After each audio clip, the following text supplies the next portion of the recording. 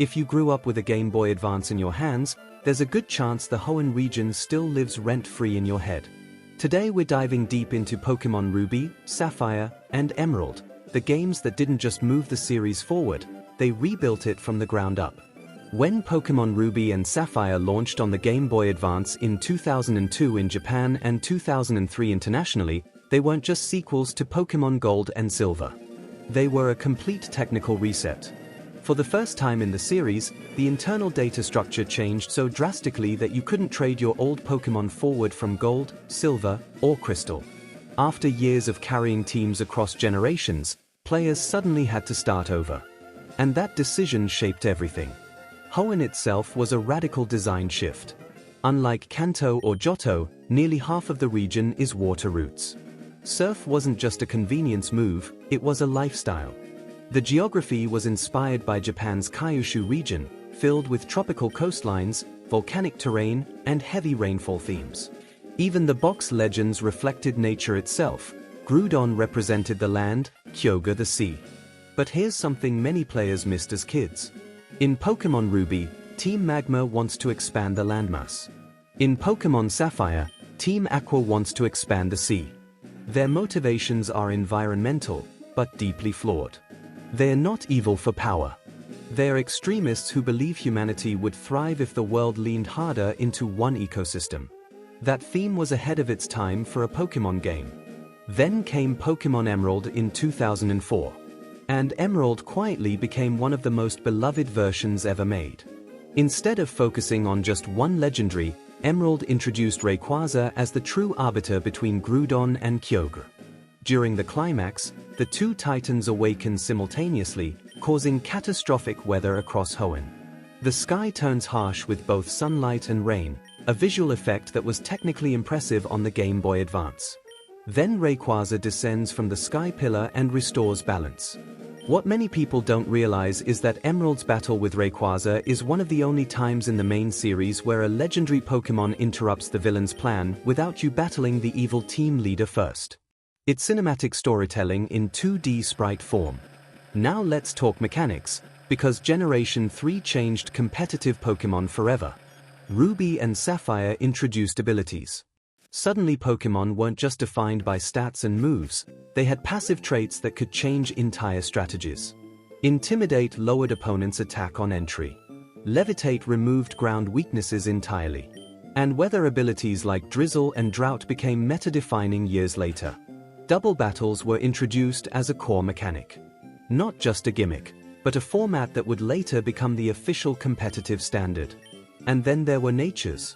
Before Generation 3, every Pokémon of the same species was basically identical stat-wise.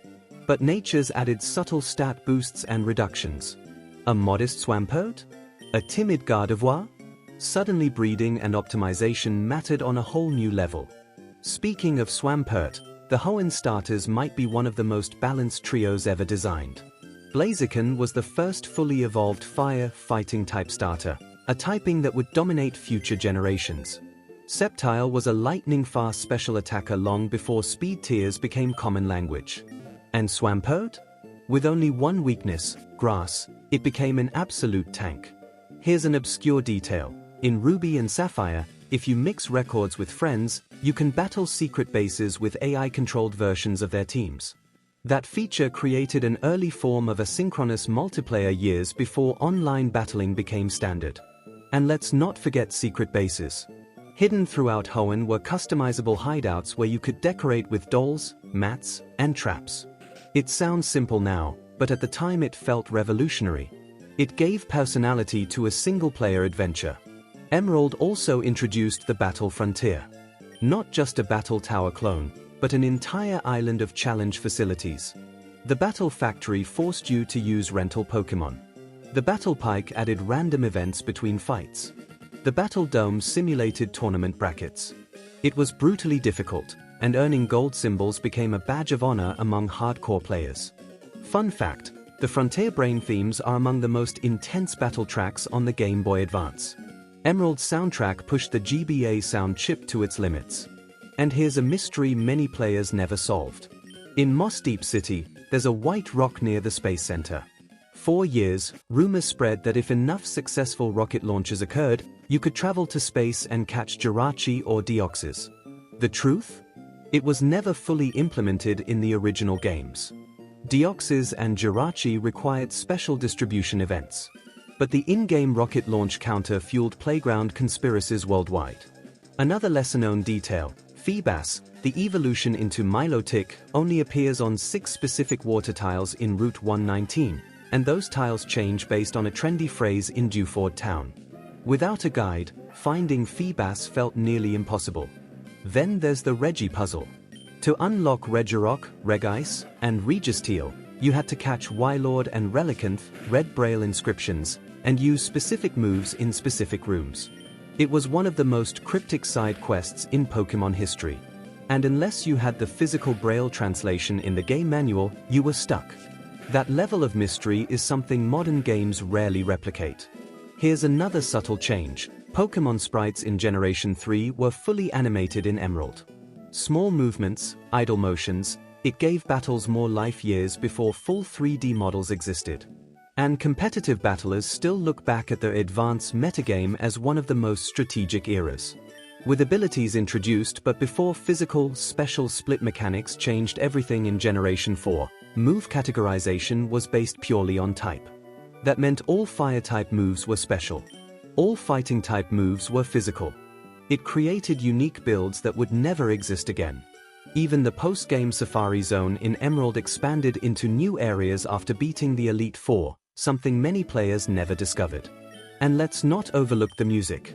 Route 113's volcanic ash theme. The trumpets in the champion battle.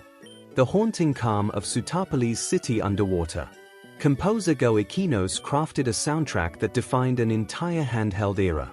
But maybe the biggest legacy of Ruby, Sapphire, and Emerald is this. They proved Pokémon could reinvent itself. New hardware. New mechanics. A fresh region. Deeper strategy. Environmental storytelling. Secret mechanics. Hidden myths. Hoenn wasn't just the next step. It was a leap. And years later, when Pokémon Omega Ruby and Alpha Sapphire released on the Nintendo 3DS, nostalgia proved just how powerful Generation 3 truly was. Because for many players, Hoenn wasn't just another region. It was the moment Pokémon grew up. If you ever trained a Swampert to level 100. If you ever got lost in the currents near Pacifidlog Town. If you ever spent hours hunting a single Feebas tile. Then you know. Hoenn wasn't just a game. It was an era.